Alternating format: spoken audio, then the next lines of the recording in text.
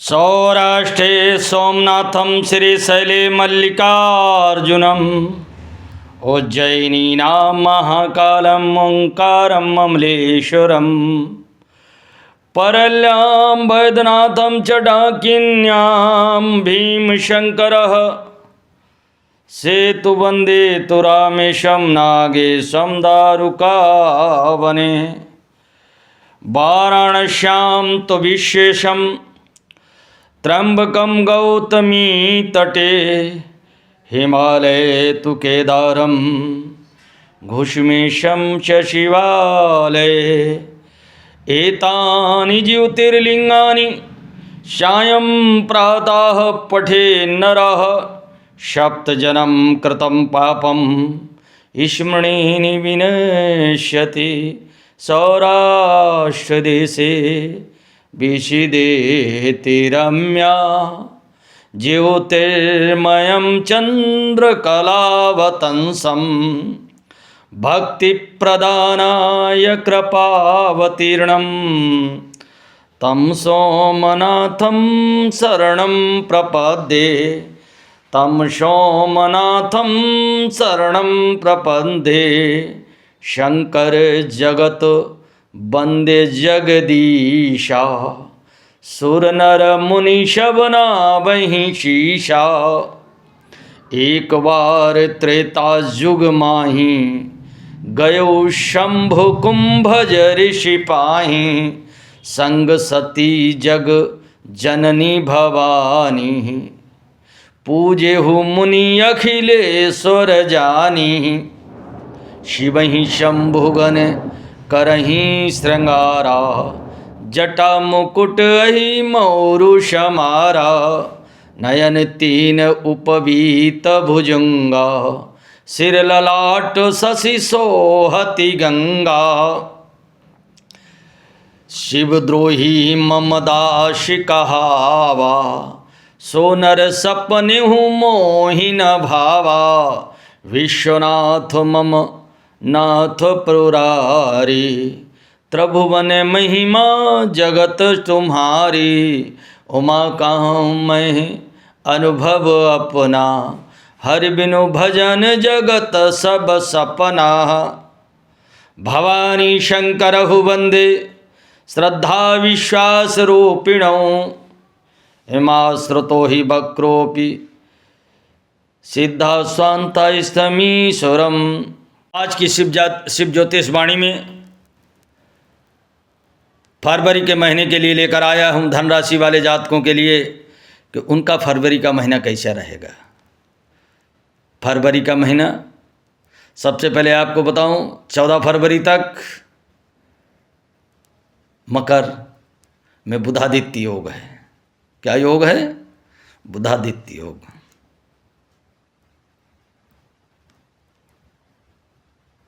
द्वितीय भाव में, तृतीय भाव पराक्रम भाव में आपके शनि बैठे हैं। शनि पराक्रम भाव में शुभ होते हैं। तीसरे घर के शनि शुभ माने जाते हैं। आपके पराक्रम देश प्रदेश भ्रमण हो रहा है। आप नाना प्रकार की योजनाओं का सृजन कर रहे हैं। नए नए कार्यों को दिशा और दशा प्रदान कर रहे हैं। और मकर राशि में जो बुधादित्य योग है, धन के पिछले 14 जनवरी से लेकर के अब तक कुछ न कुछ को आपको प्राप्त हुआ है। धनुराशि वाले चतुर्थ भाव में थोड़ी सी माता जी की या पिताजी का स्वास्थ्य डामाडोल है। और भूमि भवन में कहीं आपने इन्वेस्ट किया तो प्राय अभी ना बेचिएगा और ना खरीदिएगा। कब तक? जब तक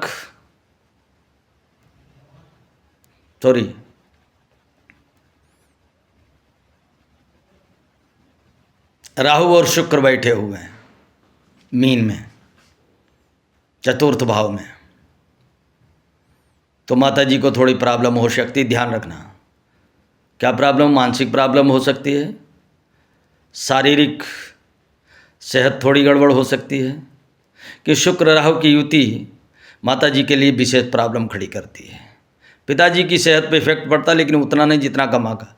भूमि बंधन के विषय में कोई अभी निर्णय नहीं ले लेना। पंचम भाव में, छठे भाव में बृहस्पति बैठे। छठे भाव में बृहस्पति अच्छे नहीं होते हैं। आपको एसिडिटी, कॉन्स्टिपेशन, सर में दर्द या कोई प्रॉब्लम और हो सकती है।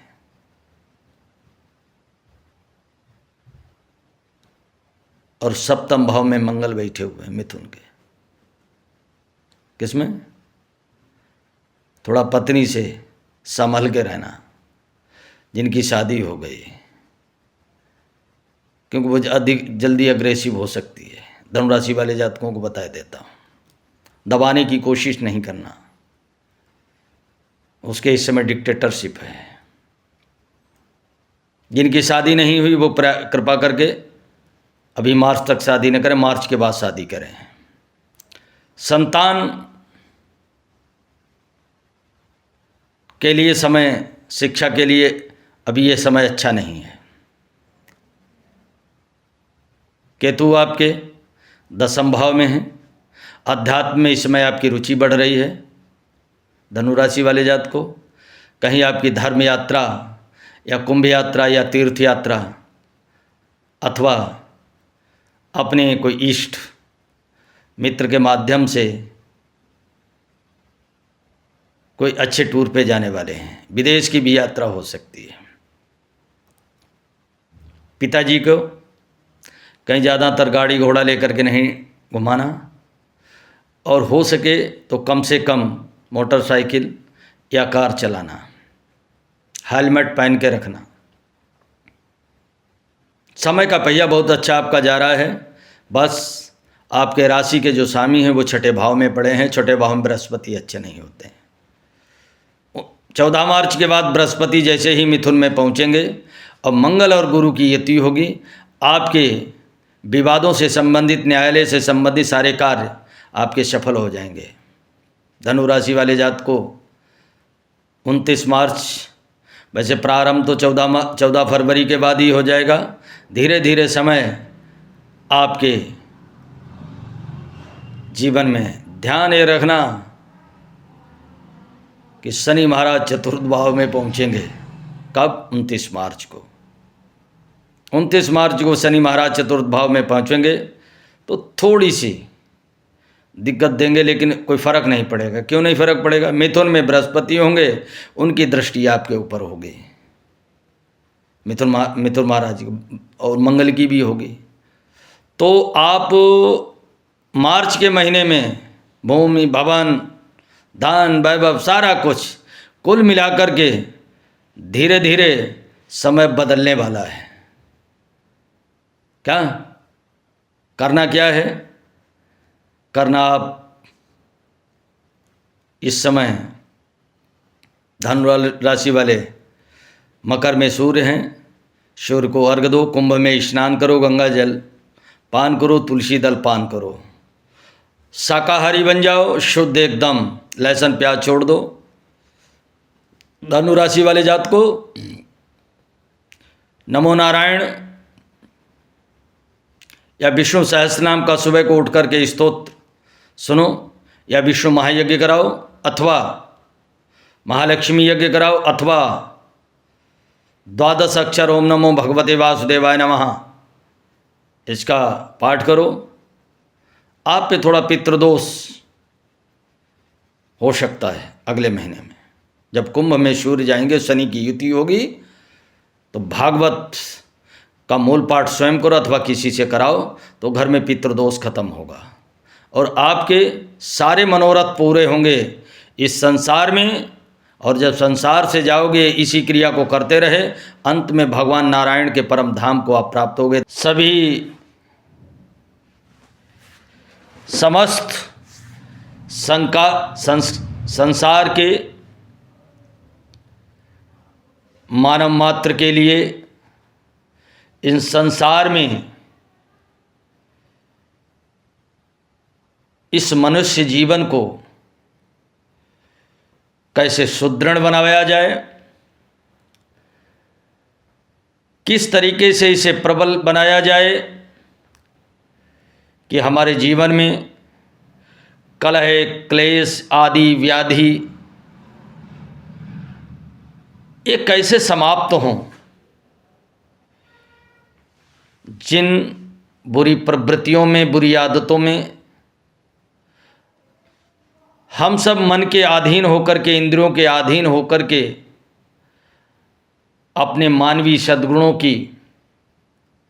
सद्गुणों का पोषण नहीं कर पा रहे हैं, आदर्शों का पोषण नहीं कर पा रहे हैं, और उसका नतीजा ये है कि आज के समय में मानव सभ्यता चरमरा रही है।